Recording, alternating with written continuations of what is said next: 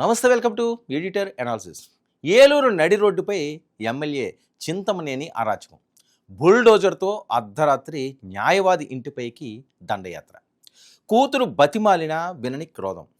డిఎస్పితోనే వాగ్వాదానికి దిగిన దెందులూరి పులి. చంపేస్తా అంటూ లాయర్ ఇంటిపైకి జేసీబీలు. చింతమనేని పాత రోజులు గుర్తొచ్చాయా? నడిరాత్రి హైడ్రామా, సొంత పార్టీ నేతపైనే చింతమనేని ప్రభాకర్ కాకీల ముందే వీరంగాలు. అధికారం చేతిలో ఉంటే కొందరికి అహంకారం నెత్తికెక్కుతుంది. కాకీల అండ ఉంటే చట్టాన్ని చుట్టేయొచ్చనే ధీమా పెరుగుతుంది. సరిగ్గా ఇదే తరహా ధోరణి ఇప్పుడు ఆంధ్రప్రదేశ్ రాజకీయాల్లో పెను తుఫాన్నే రేపుతుంది.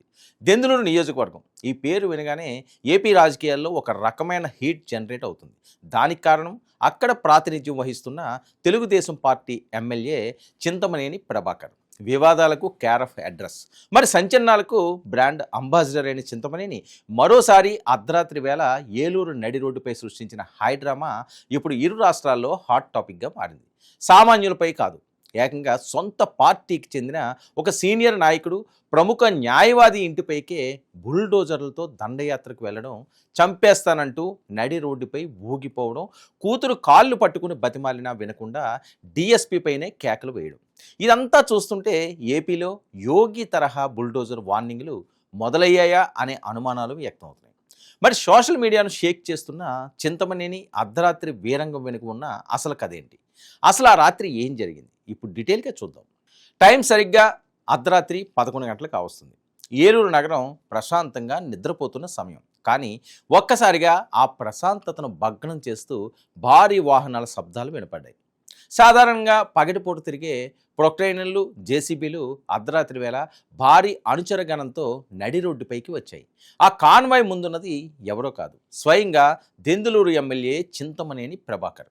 ఆయన టార్గెట్ మరెవరో కాదు, తన సొంత పార్టీలోనే ఎప్పటి నుంచో సీనియర్ నాయకుడిగా చలామణి అవుతున్న ప్రముఖ న్యాయవాది ఈడ్పుగంటి శ్రీనివాస బాబు. ఆయన నివాసం వద్దకు వందలాది మంది అనుచరులతో భారీ యంత్రాలతో ఒక లాయర్ ఇంటిని ముట్టడించడం అంటే మామూలు విషయం కాదు. ఇక సోషల్ మీడియాలో వైరల్ అవుతున్న దృశ్యాల ప్రకారం చింతమనేని ప్రభాకర్ తీవ్ర ఆగ్రహంతో ఊగిపోతూ లాయర్ ఇంటి ముందు హల్చల్ సృష్టించాడు. ఇంట్లో మహిళలు, చిన్నపిల్లలు నిద్రిస్తున్నారనే కనీస విచక్షణ కూడా లేకుండా ఆ అర్ధరాత్రి వేళ లాయర్ నివాసంపై దాడికి యత్నించడం స్థానికులను తీవ్ర భయాందోళనకు గురిచేసింది. సినిమా క్లైమాక్స్ సీన్ను తలపించేలా సాగిన ఈ హైడ్రామాలో చింతమనేని ప్రభాకర్ నోటి నుంచి వచ్చిన మాటలు వింటే ఎవరికైనా ఒళ్ళు గగురుపోవడం ఖాయం. వాడో నేనో తేలిపోవాలి, చంపేస్తా అంటూ బహిరంగంగానే ప్రాణహాని తలపెట్టేలా బెదిరింపులకు దిగినట్లు సామాజిక మాధ్యమాల్లో ప్రచారం జరుగుతుంది. తాను చట్టాన్ని గౌరవించాల్సిన ఒక బాధ్యతాయుతమైన ప్రజాప్రతినిధి అనే విషయాన్ని కూడా మర్చిపోయి అక్కడ డ్యూటీలో ఉన్న పోలీసుల ముందే ఈ రకమైన హెచ్చరికలు చేయడం ఏపీ రాజకీయాల్లో తీవ్ర చర్చనీయాంశంగా మారింది. అర్ధరాత్రి వేళ ఒక లాయర్ ఇంటిపైకి బుల్డోజర్లు, పొక్లైన్లను తీసుకువెళ్లడం వెనుక ఉన్న భూ వివాదం ఏమిటి, లేదా పాత కక్షలు ఏమైనా ఉన్నాయా అనే కోణంలో సోషల్ మీడియా వేదికగా రకరకాల విశ్లేషణలు నేడు వినిపిస్తున్నాయి. ఉత్తరప్రదేశ్లో యోగి ఆదిత్యనాథ్ సర్కార్ క్రిమినల్స్ ఇళ్లను కూల్చేందుకు బుల్డోజర్ను వాడుతుంటే ఇక్కడ చింతమనేని మాత్రం సొంత పార్టీ నేతపైకే ఈ తరహా బుల్డోజర్ వార్నింగ్లు ఇస్తున్నారంటూ నెటిజన్లు మండిపడుతున్నారు. మరి ఈ ఉత్కంఠభరిత ఘటనా స్థలంలో చోటు చేసుకున్న మరో హృదయ విదారక సంచలన దృశ్యం అక్కడున్న వారిని కన్నీళ్లు పెట్టించింది.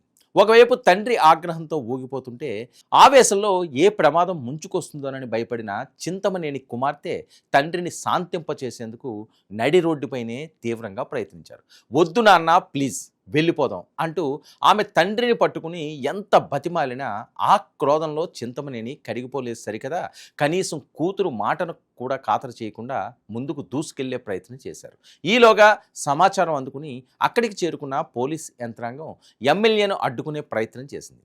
రంగంలోకి దిగిన డిఎస్పీ స్థాయి అధికారి చింతమనేని వారించబోగా నన్ను ఆపుతారేంటి అంటూ ఏకంగా డిఎస్పీతోనే తీవ్ర వాగ్వాదానికి దిగారు. దాదాపు అర్ధరాత్రి 1 గంట వరకు ఏలూరు వీధుల్లో ఈ పొలిటికల్ హై టెన్షన్ వాతావరణం కొనసాగింది. పోలీసులు ఎంతో శ్రమించి ఎమ్మెల్యేను, ఆయన అనుచరులను అక్కడి నుంచి పంపించి వేయడంతో ఒక పెద్ద ప్రమాదం తప్పినట్లయింది. అయితే చింతమనేని ప్రభాకర్ ఇలాంటి వివాదాలు, అరాచకాలు కొత్త ఏమీ కాదంటూ రాజకీయ విశ్లేషకులు గుర్తు చేస్తున్నారు. దెందులూరు నియోజకవర్గంలో ఆయన సుదీర్ఘ రాజకీయ చరిత్రను గమనిస్తే వివాదాలు ఆయన్ని నీడలా వెంటాడుతూనే ఉన్నాయి. గతంలో కూడా ఆయన తీరు పలుమార్లు రాష్ట్ర వ్యాప్తంగా సంచలనం సృష్టించింది. ప్రభుత్వ అధికారులపై భౌతిక దాడులకు దిగడం, శాంతి భద్రతలను కాపాడవలసిన పోలీసులనే బహిరంగంగా బెదిరించడం, ల్యాండ్ సెటిల్మెంట్లు, ఇసుక అక్రమ రవాణా ప్రశ్నించిన వారిపై దౌర్జన్యాలు చేయడం వంటి అనేక ఆరోపణలు ఆయనపై ఉన్నాయి. ముఖ్యంగా గతంలో పశ్చిమ గోదావరి జిల్లాలో మైనింగ్ మాఫియాను అడ్డుకునేందుకు ప్రయత్నించిన ఒక మహిళ తహసీల్దార్ వనజాక్షిపై చింతమనేని తన అనుచరులతో కలిసి భౌతిక దాడికి ప్రయత్నించిన ఉదంతం అప్పట్లో దేశవ్యాప్తంగా సంచలనాలనే రేపింది. మరి మహిళా అధికారిపై దాడి కట్టిన తర్వాత కూడా చింతమనేని ప్రభాకర్ వైఖరిలో ఎలాంటి మార్పు రాలేదని ప్రతిపక్షాలు ఆరోపిస్తున్నాయి. డ్యూటీలో ఉన్న పోలీస్ కాలర్ పట్టుకోవడం, పోలీస్ స్టేషన్లోనే అధికారులను నిలదీయడం, ఒక సామాజిక వర్గం వారిపై అనుచిత వ్యాఖ్యలు చేసి కుల దూషణల కేసుల్లో ఇరుక్కోవడం వంటి అనేక సంఘటనలతో ఆయన నిరంతరం వార్తల్లో నిలుస్తూనే ఉన్నారు. గత ఎన్నికల్లో ఓడిపోయిన తర్వాత కొంతకాలం సైలెంట్గా ఉన్నప్పటికీ మళ్ళీ కూటమి ప్రభుత్వం అధికారంలోకి రావడం, తాను ఎమ్మెల్యేగా గెలవడంతో పాత చింతమనేని మళ్ళీ నిద్రలేచాడన్న విమర్శలు వ్యక్తమవుతున్నాయి. తాజాగా సొంత పార్టీకి చెందిన, అది సమాజంలో గౌరవప్రదమైన స్థానంలో ఉన్న ఒక సీనియర్ లాయర్ ఇల్లే లక్ష్యంగా, అది బుల్డోజర్లతో అర్ధరాత్రి నడి రోడ్డుపై చింతమనేని చేసిన బీరంగం చూస్తుంటే ఆయన తన పాత పద్ధతిని, ఆవేశాన్ని అస్సలు మార్చుకోలేదని స్పష్టమవుతుంది. చూసారుగా, ఇది అర్ధరాత్రి వేళ ఏలూరు నగరంలో చింతమనేని ప్రభాకర్ సృష్టించిన పొలిటికల్ థ్రిల్లర్ డ్రామా.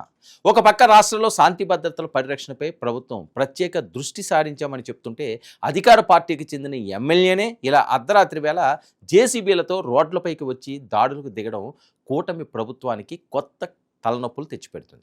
సొంత పార్టీ నేతపైనే ఈ స్థాయిగా విరుచుకుపడుతుంటే ఇక సామాన్య ప్రజల పరిస్థితి ఏంటనే ప్రశ్నలు తలెత్తుతున్నాయి. మరి ఈ తాజా వివాదంపై తెలుగుదేశం పార్టీ అధిష్టానం ఎలాంటి చర్యలు తీసుకుంటుంది?